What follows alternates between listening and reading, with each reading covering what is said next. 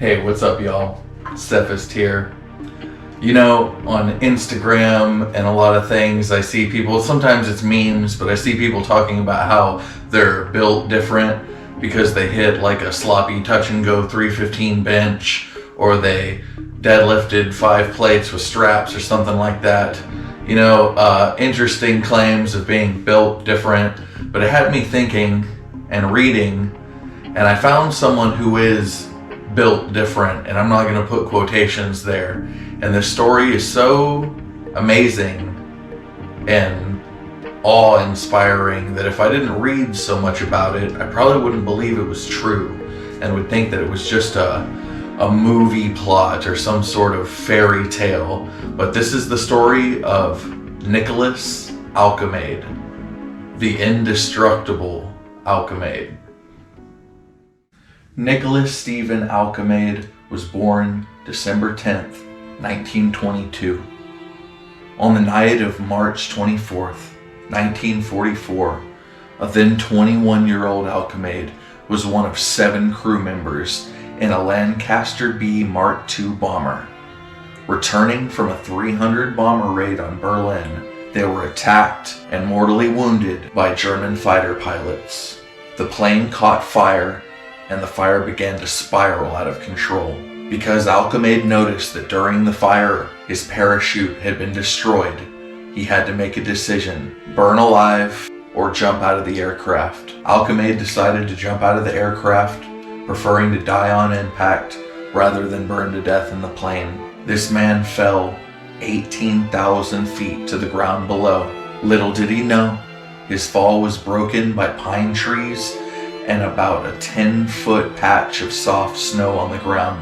After impact, he awoke 3 hours later, confused, but with no broken bones and only a sprained leg.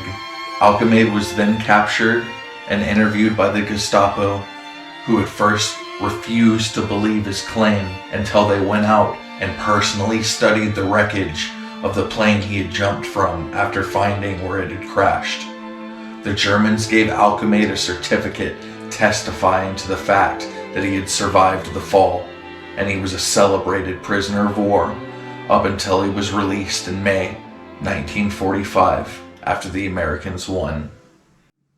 Now you would think, after hearing something like that, such an amazing, harrowing story, that that's the end.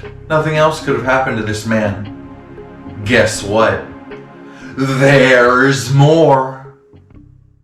After discharge from the RAF in 1946, Alkemade returned to Laudenborough and got a job in a chemical plant. Not long after starting this job, he began to cheat death again.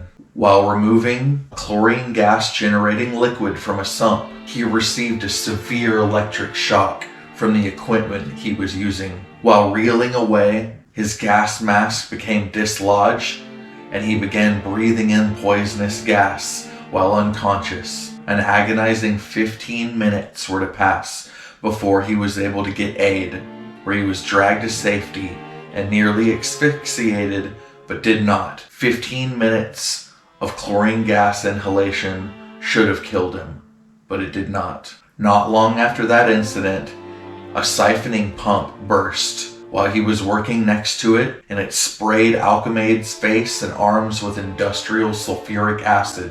With astounding presence of mind, he dove headfirst into a nearby 40-gallon drum of lime wash, rendering most of the acid neutralized. Instead of getting third-degree burns, he barely had first-degree burns and survived once again a situation that he should have passed away in. Finally, the third incident that caused Alkemade to finally retire from the chemical plant. While he was working, he was pinned beneath a 9-foot-long steel door runner that fell off from its mountings. He was trapped there for around 8 hours underneath a 700-pound piece of metal. He was finally rescued, like I said, 7 hours later, but this was finally enough to get him to retire. I hope y'all enjoyed this, and next time you hear somebody talk about the fact that they're built different, you remember Mr. Alkemade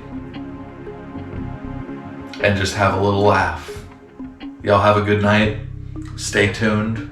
Lots of more content coming.